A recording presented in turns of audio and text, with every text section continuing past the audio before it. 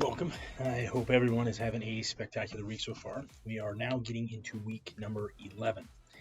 Now, this is, we're kind of getting to the ending portions of the program. We only got this and 5 more weeks. And we've honestly gone over a majority of the main things that we really have to focus on when it comes to losing the stubborn body fat. We've gone over how to count calories and macros, basics of maintaining muscle mass, increasing activity, a lot of different important things. One thing that we have done passively through the whole program is things like journaling. We've been doing our hard thing, something to improve that willpower, and just picking something that's going to be a challenge for us. Now, these kind of things like the journaling, the hard thing, and some of the stuff we're going to go over today, this is more on our mental strength and how to make it so we can maintain the weight loss that we're achieving and we will achieve over the next little bit so we can keep that long term. Because the nutrition and exercise, those are the obvious big movers when it comes to losing weight. But on the mental side, our confidence, our self-efficacy, the ability to stick with our habits and goals, these are the things that will help us maintain and continue to improve and also get excited about new and bigger goals as we, reach these goals. For me, my first goal, which at the time seemed almost impossible, was just to have a flat stomach. I remember when I thought that was so out of reach, and I would be just so happy to look down and see my own feet or be able to get up off the couch and not be exhausted and out of breath. But then, I lost that first 100 pounds, and all of a sudden, I'd passed that goal. And so I kind of set a new one, right? I had a new goal that was a little bit more aggressive. Now I wanted to compete in a sport, be athletic, something that felt completely impossible before, and I thought I'd never be able to do. Eventually, I reached that level or that goal at a pretty high level. I was competing pretty high in CrossFit, competing really well. And then I had another goal, and then I reached that and then another. And the reason that I bring this up is because I remember there was a specific day. I was with my wife. We were at the beach in the sun, beautiful, gorgeous day. And at the time, I was under about 7% body fat, defined abs, built muscle, everything that the younger kid version of me would have just never even imagined was physically possible. And yet, in that moment, I was super disappointed with my body. I was still wearing my shirt. I was too embarrassed to take it off because I felt like I just didn't have enough muscle and I would look too skinny, but yet still fat at the same time. And this was kind of an eye-opening moment for me because I realized that I had achieved so much more than I had ever thought possible, and yet I was unhappy, uncontent. And at the time when I was sitting there, my current goal seemed so far off, but I was realizing it wasn't even close to as far away from where I currently was compared to my first goal, right? When I very first was like, I really want to get in shape. I want to be able to have a flat stomach. I was already way further past that. And so why was I so unhappy? Why was I sitting with a body that I would have only dreamed of years before? But instead of appreciating it, I was just stuck dreaming of the next body that I might earn and disappointed with where I currently was.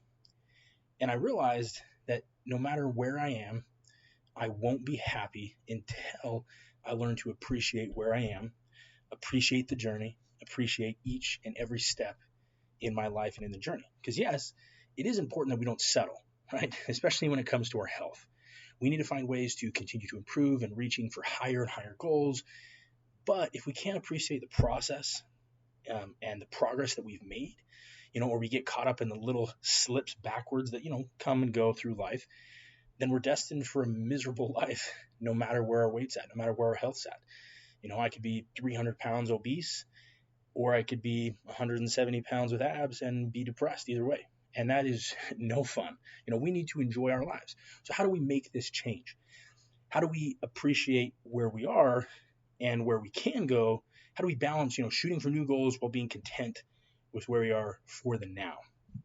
Now, if you are anything like me, you're probably a lot harder on yourself than you need to be. You're likely the first person to put yourself down or to be critical of all of the success that you've already. But I doubt that you're that same way with your close friends and family. And so this is what we're going to do to kind of work on this. And it is important that we work on this because when we get you down to that goal weight, whether you're really close right now or we still have a few more weeks or whatever the case may be, once you get to that point, how annoying would it be for you not to be able to fully enjoy it and appreciate where you are? Or maybe you're kind of happy, you're like, yeah, I did it, but you just still have this void of frustration or feeling like you're not enough. So what we're going to do is this. Now, I prefer it to be a voice memo on your phone, though journaling can work as well. But I want you to do is kind of take a look at something that you're hard on yourself for, something you may not be fully satisfied with. It can be the weight loss, it can be some kind of goal with health, or even something completely, totally unassociated with health, just something you're hard on yourself for. And I want you to leave yourself a voice memo, or like I said, you can journal it as well, where you're speaking / writing to someone that you care about. And imagine that they are in that exact same situation. As an example, for me, I'm really hard on myself, on my body image and my progress. I'm always wanting more muscle, wanting to be stronger, leaner, quicker, whatever the case may be. So for me, I left myself a voice memo pretending that my little brother was frustrated with his own progress, and just kind of like he was in the exact same boat I was in. And what would I say to him in that situation?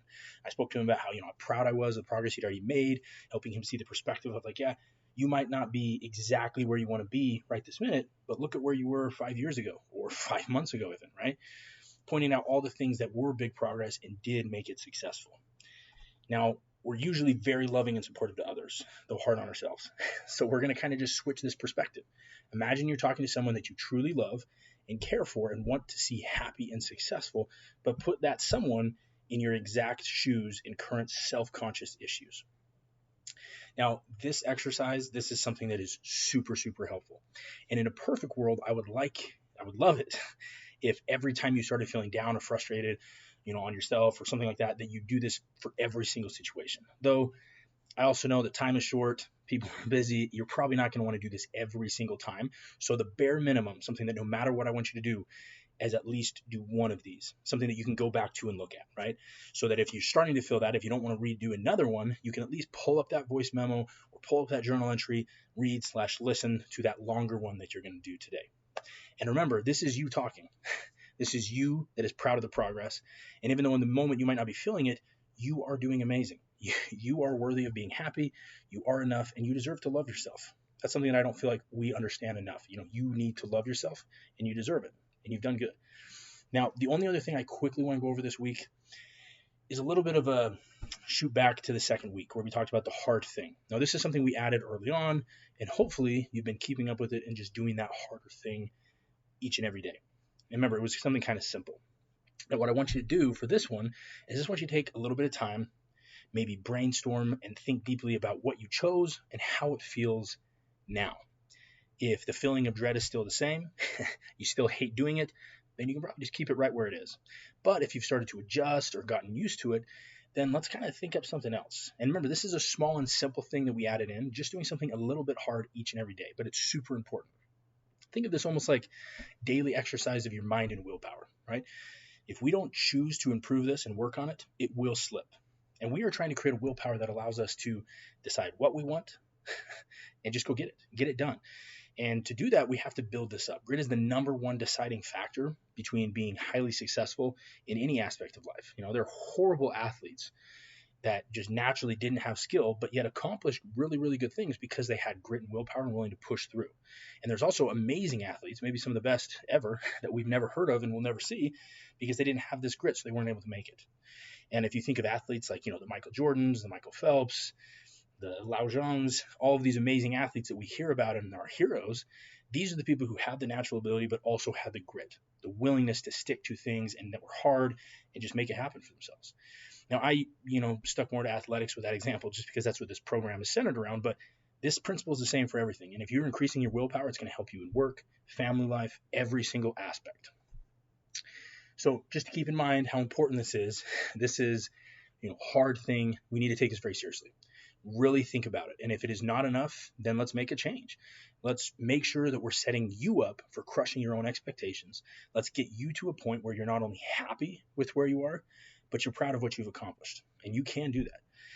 I know you can. And I'm really proud of the fact that I've been able to be with you through this and kind of watch you go through this process. And if you need help brainstorming different ideas, let me know. There are a lot of different things that qualify for a hard thing. Like for myself, I already talked in the first video, cold showers. That's one I still hate doing, and so I still do cold showers. Another one that I do is I don't love being alone in my own brain without distractions. So I've added in, not even necessarily meditation, although I do meditation, but almost just like I just force myself 5 minutes alone, no music, no distractions of any kind. I'm just sitting in my own brain, just thinking. And that's something that's hard for me, but it helps me kind of prove to myself that I can do hard things. And it's just helping me mentally as well, just kind of getting used to that. Now, one important thing when you're setting up this hard thing, you don't want to make it too hard. Like, for instance, let's say you're doing the cold showers and you're like, now I want to do a cold ice bath up in the mountains. My little brother and his wife, they do that all the time. But if you were to set that as your hard thing, sometimes schedule's not going to line up. And if it gets to the point where your hard thing is so hard you can't accomplish it, then it's actually going to backfire because now you're just proving to yourself you can't do hard things, and that's going to go down. So make sure that something that's attainable, something preferably that's in your own home, whether it's the cold shower, doing a specific chore, just some type of thing like that, so that we can do that, right? Kind of think about it like going to the gym, right? The first time you go to the gym, a 10-pound dumbbell may feel really heavy, but when you consistently do it for a long enough period, years go by and all of a sudden you're throwing around the 100-pound dumbbells, right? It's because you're getting used to it. You're accustoming, you're growing, you're improving. It's the same thing with willpower. We need to start small and we'll slowly build this up over time. And so let's kind of get to it. If you have any questions, let's talk about it. I'd love to help you come up with new ideas. But other than that, that's everything for this week. Talk soon.